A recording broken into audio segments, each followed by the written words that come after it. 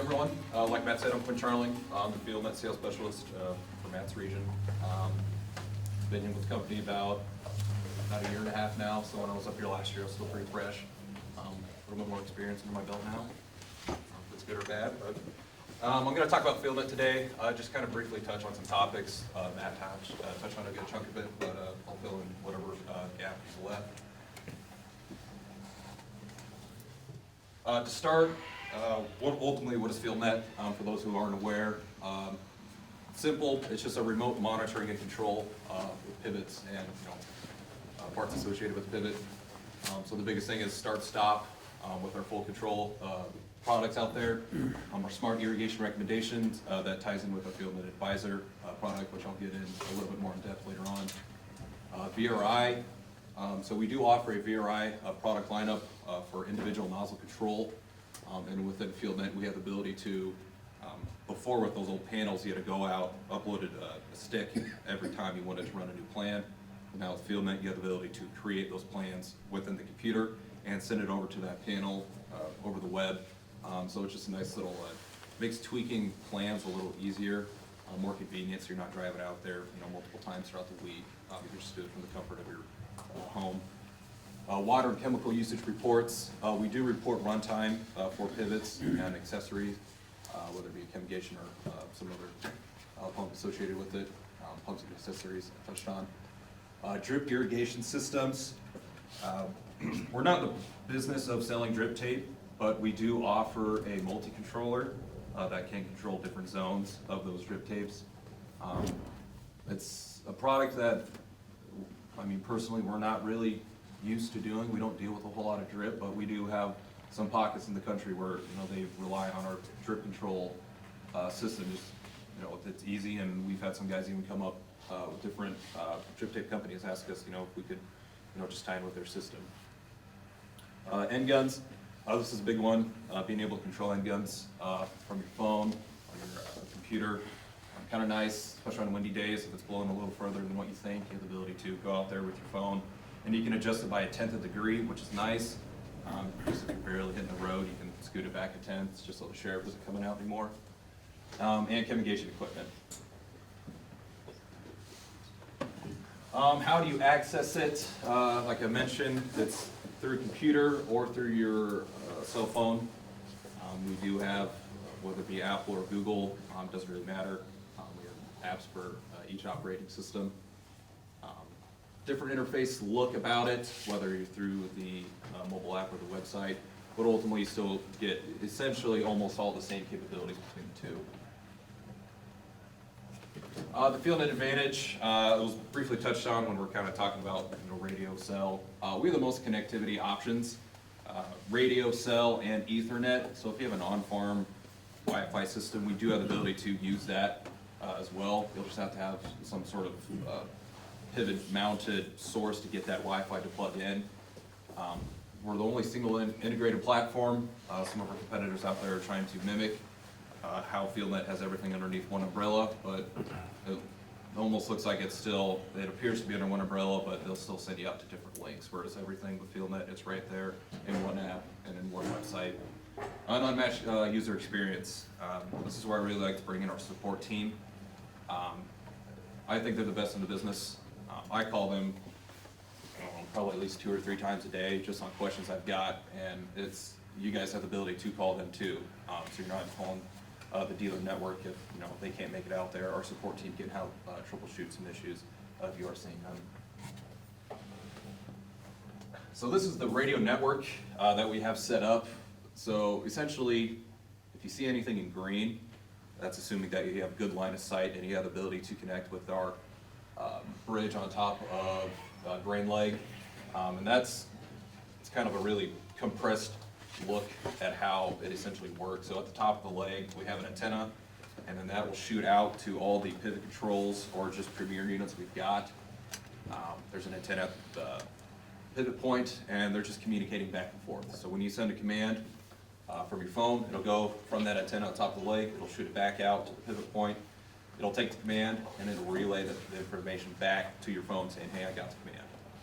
It's pretty slick. Touching on the whole upgrade with 3G, 4G, 5G, XG. Radio is pretty simple and it doesn't really change. When I was covering Southwest Kansas, where they were putting up some of the first radio networks, we'll call it early 2010, there were still some radios that are still out there. So they've went through, when we're talking cell, they've went through the 2G, 3G, 4G, and there's nothing changed. It's just a 900 megahertz signal that gets sent back and forth.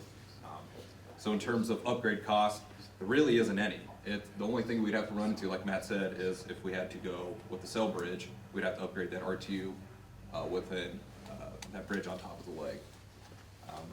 The other benefit is with our radio pricing is that the subscription is cheaper because we're not having to sign that contract with our cell companies.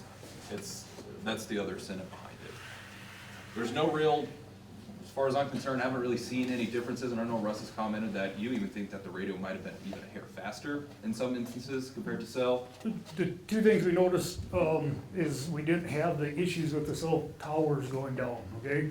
So a lot of the calls we get is my FieldNET isn't working and we check and we don't have a signal at that time. Comes right back. Usually, sometimes we gotta go out there and we gotta do a power cycle to get it to come back. With the radios, we didn't have that issue at all. And the other thing is, yeah, the ones, the pivots that are closer to the radio seem to respond faster.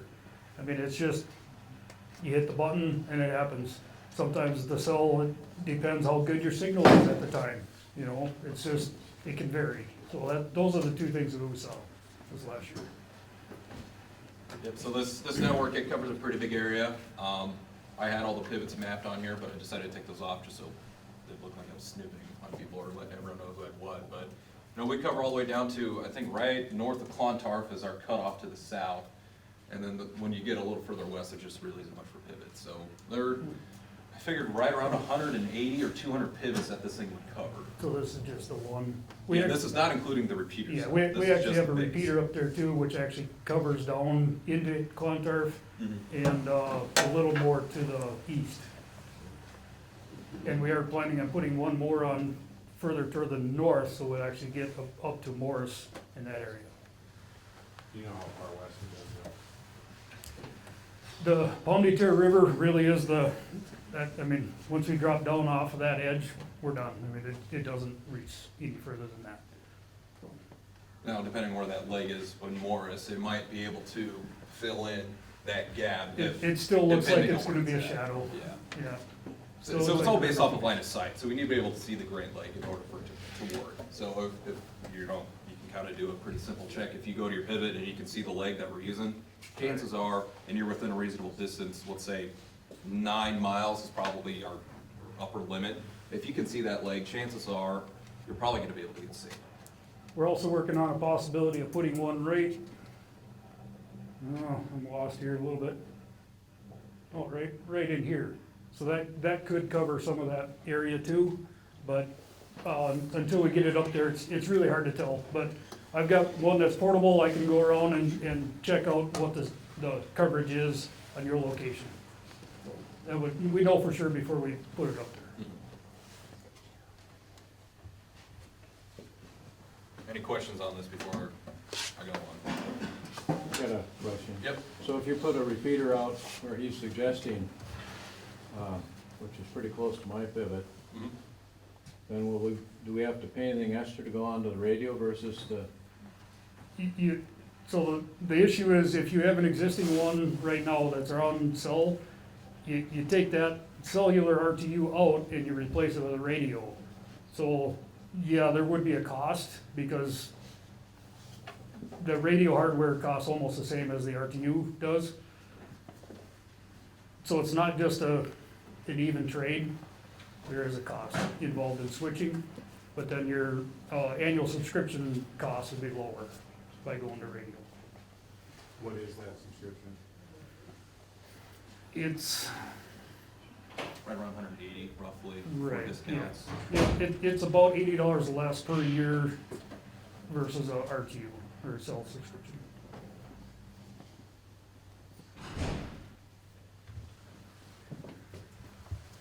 So jumping back to cell, kind of touching back on our Zimmatic panel lineup. Before, with our legacy panels, you had a Boss Vision or an Ames Advanced in order to get the FieldNET capabilities. So now with our next gen panels, that just come standard. And this is what that SRT looks like. So that's what was in most of those panels when we went to 4G, but now we have just that little chip reader with a SIM card in it that allows you to be on either GSM or CDMA or Verizon or AT&T towers. Pivot control, so this is that product over there. This is a retrofit option for older Zimmatic panels or any electrical competitor. It's easy to use, pretty simple interface. With the 700 and the 500C, it's also pretty much the same thing. You get your full control capabilities, start, stop, with electric wells, change direction, sectional plans, or degree plans, I should say. Pretty much whatever you can think of, you can do with the pivot control. And this is a product where it does have the Ethernet, the cell, or the radio capability.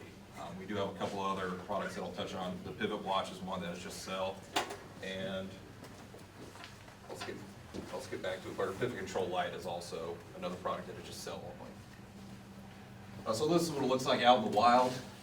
Just some pivot control installs. It's nice seeing them hooked up to some competitors, but we can put it on older Zimmatic panels as well.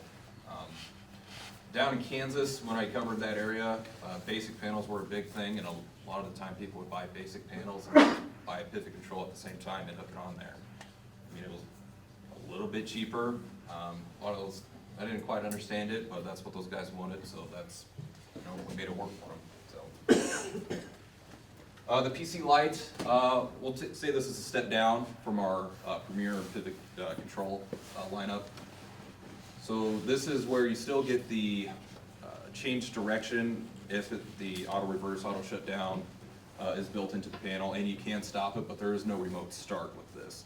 So this is where we see a fit for diesel motors, anything like that, where you still have to go out there and start it, but if that disconnect between the motor and the panel is there, you have the ability to kill that motor. Let's say like a rainstorm comes through. Pivot Watch, Matt touched on this, low cost, really simple. I'm not very smart and I can get it put on, so it's saying something. And I touched on FieldNET for VRI briefly. Just some of these key benefits: save water, reduce runoff and nutrient leaching, which I think will become a bigger and bigger thing as we progress over these next couple of years or decades. I feel like if I had to take a stab in the dark, they will be starting to monitor that a little bit more. VRI will give you the ability to, if you have some pretty extreme variability in soil types, you'll be able to control how you're watering over those different types. So if you got a really heavy soil and a really light, you can adjust how you're applying water over those different soil zones. Any questions before I jump into Advisor? Yeah. Yep. So you said with FieldNET, you can monitor water usage?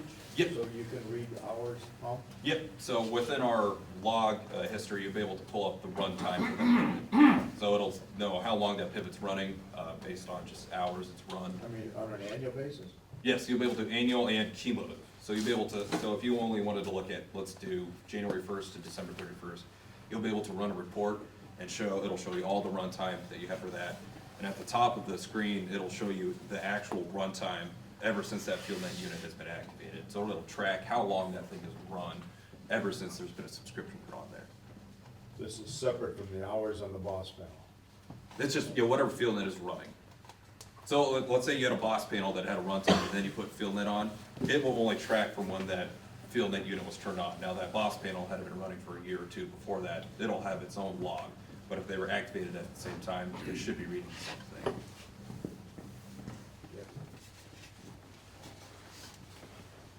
So FieldNET Advisor, not really sure what everyone uses in the countryside for determining when to turn on their pivots. There's some traditional methods. The hand fill method. I'm an agronomist by trade. Before this job, I was a crop consultant.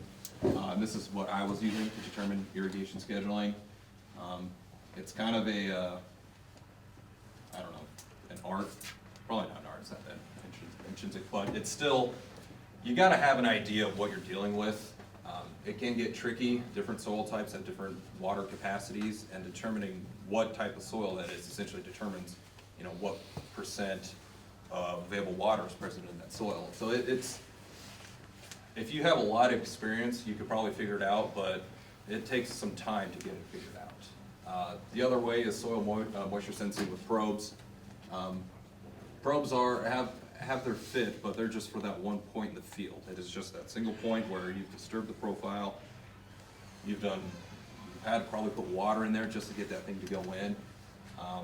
And it's not really calibrated for every soil type. It's just a calibration of, okay, this is what I think it is. So that's where FieldNET Advisor comes into play, is we are taking the checkbook irrigation scheduling, or the soil water balance method, and we're using that to determine where our soil water balance is. So we'll know our irrigation amount put on through FieldNET, because we know the system design and what it's putting on. Precipitation, we have weather stations partnerships with DTN, Farmers Edge to figure out what our precipitation is. And then we're using crop models to figure out what's our crop ET, based on what that soil can hold. We've got runoff, and we can also determine if there's percolation happening within the field. We're taking in millions and millions of points throughout the field, multiple crops, soil types, growth stages, weather variability. It's something that if you wanted to do yourself, that would be, you'd spend most of your time doing. FieldNET Advisor takes it, it's all cloud-based, and we're running these models every day at 9 in the morning, and we're giving you a recommendation based on where you're at for that given day. Soil maps, we're pulling in the Sergio database for soil types based on the USDA soil survey. And this is where you'll be able to see, based off that survey, what you have present in your field for the different soil types. The big key thing, though, is this available water capacity, because that's essentially, you know, the foundation for it. We need to know what that soil can hold. We do have different priorities, hydrology groups, essentially saying the advisor wants to base his recommendation off the most limiting soil type, because if we're keeping that happy, every other soil type will be happy as well, since we're not stressing it. But if for some reason you got a soil type that, you know, it's really not that much of the field you want it to base it off of, you can move that to a lower priority, and then advisor will go to the next most limiting soil type and base it off of that. If you have EC or EM mapping, we can upload those files as well. They'll have to be in the polygon form though. We can't take the point data. We need something to, you know, make a map out of in order for us to use it. Weather data collection, we have a partnership with DTN. We're using all their weather stations across the countryside. And we're interpolated between the different weather stations out there. So we're getting wind, rainfall, temperature, humidity, anything that can go into that Pem and Monteith equation for ET. We're using that to determine what exactly, field by field, what is going on in there in that crop's growth cycle. For advanced crop models, we project where we believe this crop to be based on, I'll use corn as the example, for GDU calculations. So after X amount of GDUs, we predict the crop to be at either VX or RX. It's also giving you the observed ET for that field, and that is, you know, using that weather information, and we're overlaying it with where that crop is in its life. We're saying, you know, where this crop is at its life for these given weather conditions. We predict a 2,500 inch per day water use for that crop. This is what the irrigation schedule looks like. Each soil zone will get its own irrigation schedule, just because every soil type is different. And this is just showing you essentially what that soil profile looks like in terms of water. So that top blue line, that's field capacity. Anything above that, we're considering saturation. And once you get above saturation, you're essentially losing water to either percolation or runoff. The light blue line, that is a rainfall refill buffer. That is if you want to account for rain, essentially. We don't want to go above that just in case we do catch that rain, and then we'll get pushed above that field capacity line. And that's essentially our upper limit for a given field. The yellow line, that is our crop safety buffer, and that is our lower management line.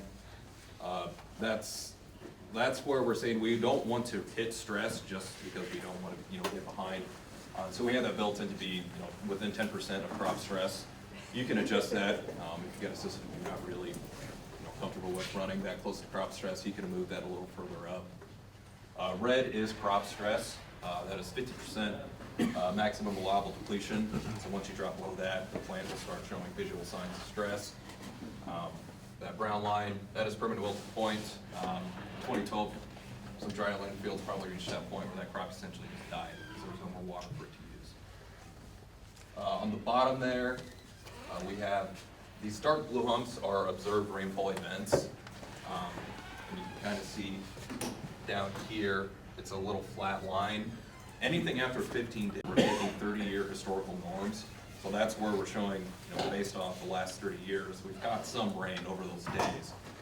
So that's where that blue line is coming in. But once you come within the 15-day, we'll either give you, based on weather conditions, it'll show a projected rain or lack thereof. The light blue lines, those are either irrigation events that have happened or we're projecting to happen for the rest of the year. This is, like I said, each soil type gets its own irrigation schedule, so they all get their own, essentially, field gauge, where it's showing you, essentially, what I just talked about. Are we overwatering? Are we within our refill buffer? Are we in our optimal water zone? Or are we getting to the point where we need to start irrigating? And it's giving you, your start irrigation, when's it due, days until crop stress. And we're also trying to project potential yield loss to date, and also what would happen if we were not to irrigate anymore. So we'll be able to say, is it worth putting on that last pass of water? And that is for water stress only. We're not taking consideration, disease, insects, anything like that. This is only if water is the limiting factor. Automated irrigation data with the FieldNET device, you know what that pivot is doing, you know how much it's putting on based on its system design. So we're able to track where it's putting how much water on throughout the field. VRI, so every day you will get a VRI plan, a sectional or a full VRI, based on what, depending on what you got. If you have a pivot control or a premier unit, you'll be able to get a sectional VRI plan to where each degree essentially gets its own application amount. Or if you have a full VRI system, you'll be able to get a plan that shows you essentially each nozzle will have the ability to put on a different amount of water.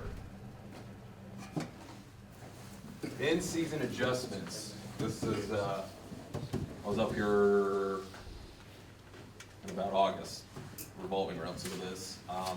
We have a model and we're confident in it, but there are some outlying factors that it's difficult for our model to predict. Hail or wind damage is one that we're not entirely sure if a hail event had happened or how severe it is. But we do give you the ability to go in and adjust based on that crop. So let's say if you got a corn crop that's at V5, a hail event came through, it's not gonna hit V6 on track anymore. It's gonna take a little bit longer for it to regroup and then push out that next leaf color. And that's where you have the ability to essentially extend that next growth stage out further in the season. Our virtual weather, we believe, is reliable, but there are some guys out there that trust the rain gauge more. So you have the ability to go in, if you disagree with what Advisor is saying, you can go in there and say, Advisor saying you had ½ inch, but my rain gauge said 1 inch. You can go in there, change it to 1 inch. Advisor will take that into consideration and will shoot at a different recommendation. Prolonged ponding of water, and I should have put in there, high water table. We can't predict where that water table is at, and that is where we feel we had some issues up in this area. There were some pretty high water tables that, through capillary movement or if that root zone was just able to tap into it, Advisor was not able to predict that. So we were reading, it was much drier than what it actually was, just because that water table was high enough to where we were pulling out of that as well. And that's something where if you go out to the field and you're able to determine, no, I'm at 90% available water, where Advisor's saying, let's say 70% or 60%, you can go in, you can do it by soil type, you can do it by crop, or you can just say do the whole field. You can say, no, this entire field, this crop, the soil type is at 90%. Advisor will recognize that change and it'll shoot a different recommendation out based off of what you've predicting yield loss. We're able to show, based on what we're observing through this crop's life cycle, depending on where it's at, we'll be able to give a yield loss up to a certain date, and then we'll be able to project out if we are continue to irrigate or if we just shut the pivot off completely, what kind of yield loss would we see. And you'll see that each soil type would have a different yield loss just because of the different available water capacities present in that field. Modeled versus measured. This is all great and all. We can talk about it, how great we are, but we needed something to prove, and we wanted to prove ourselves against essentially what seems to be the standard, which is moisture probes. So up in, or down in O'Neill, I should say, Nebraska, which is north central part of the state, we did a test. A grower allowed us to take control of one of his pivots, and we irrigated based off of what Advisor was saying, and he was able to irrigate off what he normally did.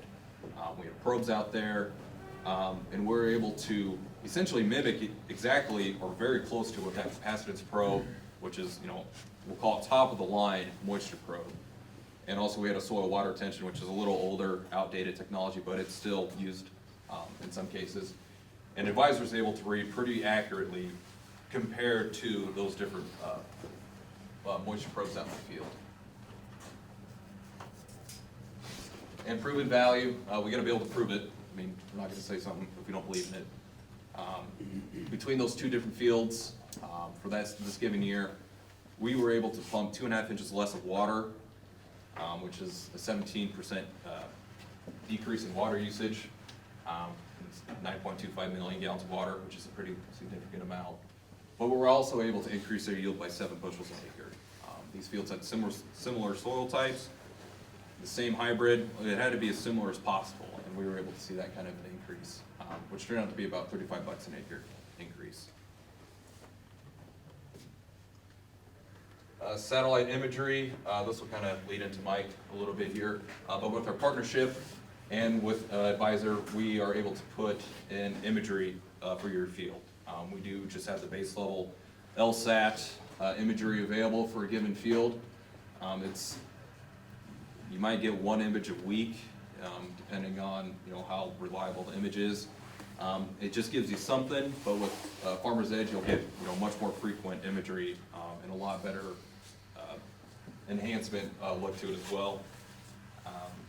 It's giving you EVI, and I'll let Mike maybe explain it a little better than I could. So, available crops. This is what we got for this year. We got some in beta, but with that, any questions? Yep. Well, just a comment, we ran 2 pivots last year. We had one extremely sandy pivot, and what it really catches you is even last year on those high water use, while there was a period of time during the year where you literally were 1,000 gallons a minute on a 150 acre field of the corner pivot, and we never shut her off for 3 weeks. It was really eye-opening at the high level demand what it takes in coarse texture soils. And I just know over 30, 40 years, we've been underwatering in many cases on that particular field. Right. Yeah. It's really eye-opening. You add the ambient temperature, transpiration rate, and timing around. It's amazing. Yeah, those coarse textured soils, you're lucky within a 3-foot profile that you're happy if you got a foot or, an 1.5 inches of water that plant can use for stress. And, granted this year was a little different, but if we get hot and dry, that's gone in almost 3 days. It doesn't take much, so. And it's so much about timing and when the water's applied. I mentioned Ferris earlier with the panel, but he was saying in kind of south where they irrigate every year and they're limited on water, he's seen Advisor saves about 2 inches of water a year, and it's all when it's applied. And for them, that's $2,400. Spend $450 or $400 to get $2,400. I do that every day. Now, even if I'm half wrong, you're saving $1,200. Now, last year's, I don't know when was it the wettest year on record in Minnesota? Yep. Yeah. you know, we're gonna get back to whatever normal is at some point, and I think the value starts to really pencil out then. But didn't a lot of that rain come in September though? And we had 17 inches in September. Nebraska was wet all last year, so I don't know. I know. It was, the high water table was the other issue, is I know, Norm, we were talking that you were digging 3 foot down and you were getting water already puddling up. That's kind of the issue we were seeing, is it might not have been consistent rain, but that water table wasn't moving. It was always high, and that's where we were seeing some of the issue. So on your variable rate, Mhm. back there, when it shows on your, you'll come back and show your zones and what needs water?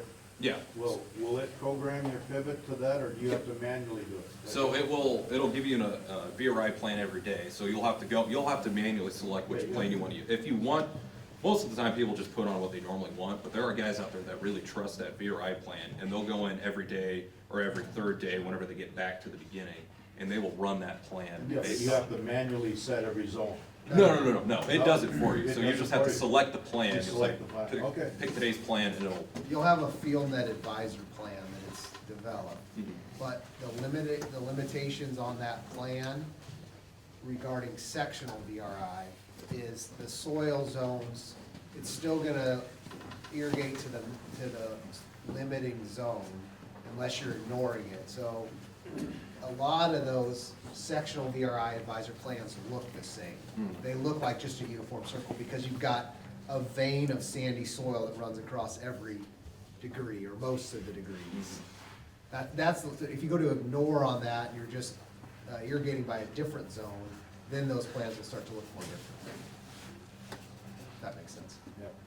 If you set a pivot up to go variable rate, how much extra does that cost than just putting flow regulators on and just without it? Full nozzle control, Yeah, well, you control, you know, it's, The last quote I got was a 1/4 mile machine, had 110 nozzles on it, and it varies on the length of the machine, how many nozzles are on it. That was 26,000 for the equipment, and then we need about 5,000 to install it. 30-ish. Yeah. because you're putting a shut off on every nozzle then. Right, every nozzle's getting a shut off on it. There's lots of wiring that goes on, cause you gotta control the whole machine.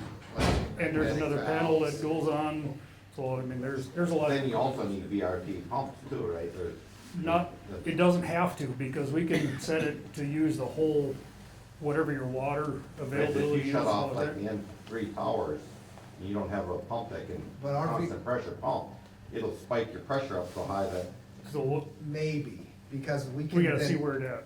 Because what our VRI valves, they use both speed and the opening and closing of valves, speed of the machine. So you could, in theory, if you oversize nozzles, you could have that speed up the machine to be able to just Oh, to put make it- down more water. just go really fast then. Yeah, Okay. but then it's soil dependent, you better have sandy soil because you're putting down a pretty heavy application rate in a very short period of time. So yeah, it's, because we get in this trick with, we can do it with corner machines as well. We have, instead of our normal typical corner, we have a VRI application for the corner where you can do some of this tricking with oversized nozzles and avoid having a VFD. But it has to be the right circumstance and the right pump there.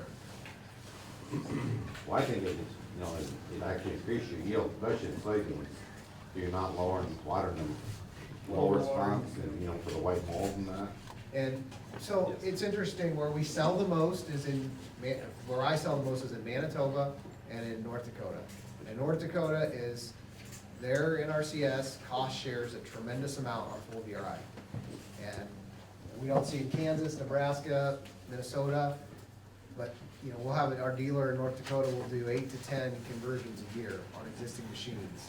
And I think they probably have the customer that has the single most VRI machines, like he has 18 or 20 full VRI machines, and everything he buys anymore is full VRI, a potato grower. But he sees tremendous value in it. And it helps when the state kicks in, the government kicks in a third of it. Yeah, but obviously, to get payback on that, you need variable soils.